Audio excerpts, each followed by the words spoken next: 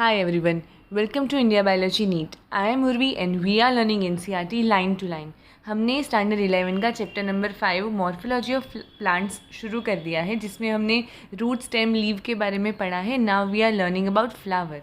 Last video में inflorescence देखा था, आज फ्लावर एंड फ्लावर के टाइप्स देखेंगे. लेकिन if you are new to this channel please आप सब्सक्राइब कर दो सो दैट आपको ये सारे वीडियोस जो हैं वो मिलते रहें और पूरा का पूरा एनसीईआरटी हम लाइन टू लाइन पढ़ते रहें. बिकॉज एनसीईआरटी जो है बच्चों वो हमारे लिए बहुत इंपॉर्टेंट है, क्योंकि जो भी नीट में क्वेश्चंस आते हैं वो सारे के सारे बायोलॉजी में एनसीईआरटी से ही आते हैं. एनसीईआरटी के हर एक कंसेप्ट को इसलिए आपको समझना है, उसके हर एक वर्ड को जानना है और समझना है, कुछ भी मिस नहीं करना है. And that's how we are learning here. So do subscribe to this channel. आज का हम द फ्लावर ये वाला टॉपिक शुरू करते हैं. So let's begin. The flower is the reproductive unit in the angiosperm. Alright, angiosperm में एक खास प्लेस होती है जहाँ पे रिप्रोडक्शन ही होता है सिर्फ, and that is what, that is flower. It is meant for sexual reproduction. A typical flower has 4 different kind of whorls. वहाँ पे 4 डिफरेंट काइंड के वर्ल होते हैं. वो क्या क्या होते हैं? One is calyx, another is corolla, gynoecium and androecium. तो ये 4 होते हैं. एंड जो इसका डंडी होता है, फ्लावर का डंडी बोलते हैं हम जिसे, it is called as pedicel और स्टॉक. और जो इसका बेस पार्ट है जिसके ऊपर पूरा फ्लावर अटैच्ड है, it is called as thalamus. Okay, अभी हम यहाँ पे देखेंगे क्या बोल रहे हैं. Arranged successfully on the swollen end of stalk और पेडिसल. मतलब स्टॉक या पेडिसल जो है वो डंडी है, उसका एक स्वोलन एंड होगा, उसके ऊपर ये चारों के चारे वर्ल्स जो हैं वो अटैच होंगे. उसको बोलते हैं हम थैलेमस या फिर रिसेप्टिकल. ये थैलेमस या फिर रिसेप्टिकल के ऊपर पूरे चारों वर्ल्स जुड़े हुए हैं. This 4 are calyx, corolla, androecium and gynoecium. तो कैलिक्स का मतलब क्या होता है? जो ग्रीन कलर के पत्ते जैसे प्लांट के नीचे, फ्लावर के नीचे देखने को मिलते हैं, उन्हें हम कैलिक्स बोलते हैं. उसके हर एक पार्ट को हम सेपल बोलते हैं. फिर आता है करोला. करोला मतलब जो हमें ये फ्लावर का मेन एकदम कलरफुल पार्ट दिखता है, जिसके हर एक यूनिट को हम बोलते हैं पेटल, और उस पूरे वर्ल्ड को हम बोलते हैं करोला. गाइनोएशियम जो है, it is a female part, female whorl of flower, और उसके हर एक यूनिट को हम बोलते हैं कार्पेल. और जो एंड्रोएशियम है, एंड्रोएशियम हमारा इसका हर एक यूनिट को हम बोलते हैं स्टेमन. ये हमारा मेल पार्ट है, मेल ऑर्गन है फ्लावर का. तो अभी ये सारा जो पूरा फ्लावर है, it will do what, it will do sexual reproduction. लेकिन ये चारों के चारों जो हैं वो सारे के सारे रिप्रोडक्शन में एक्टिवली पार्ट नहीं लेते.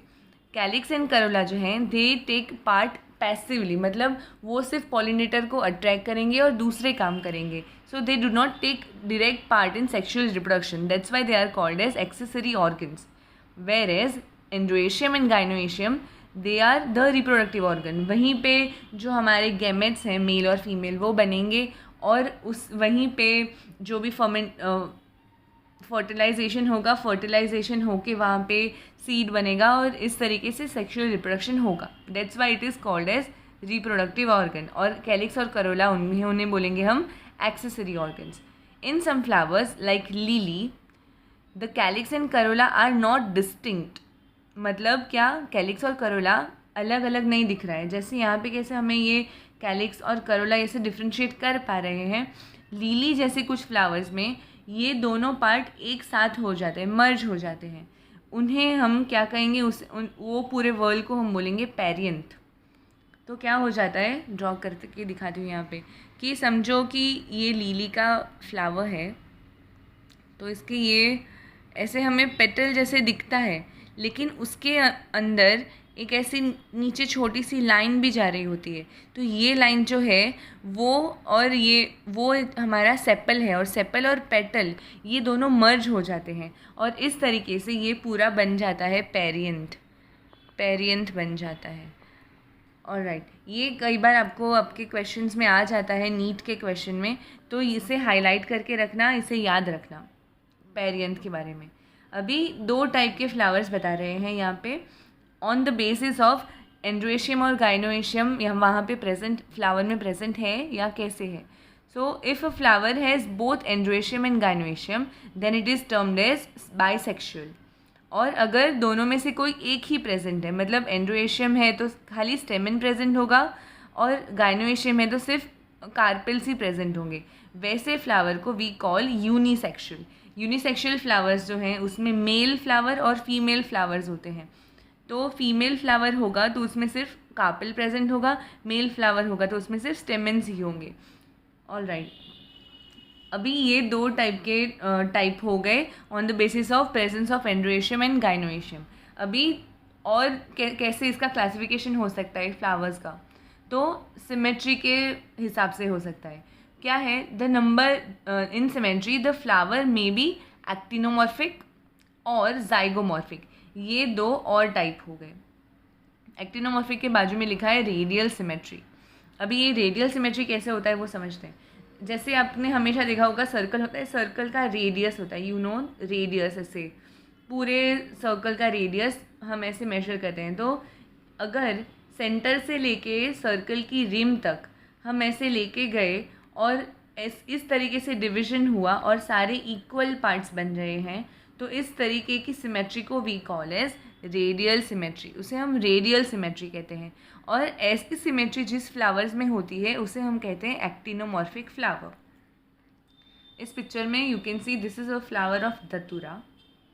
धतूरा का फ्लावर है, उसमें एक्टिनोमॉर्फिक सिमेट्री देखने को मिलती है, हमें रेडियल सिमेट्री देखने को मिलती है।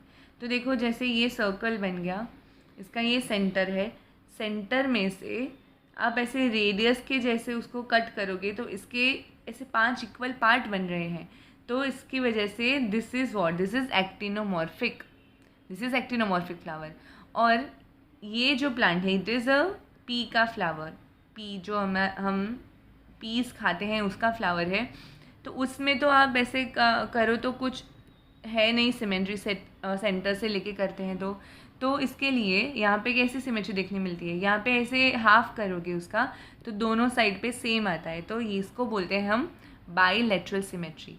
बाईलेटरल सिमेट्री जिस फ्लावर में देखने को मिलती है उसे हम कहते हैं बच्चों जाइगोमॉर्फिक फ्लावर। तो ये हमारा हो गया एक्टिनोमॉर्फिक फ्लावर और ये हो गया जाइगोमॉर्फिक फ्लावर। यहाँ पे उसी के बारे में आगे बताया है, when a flower can be divided into 2 equal radial halves in any radial plane passing through the centre.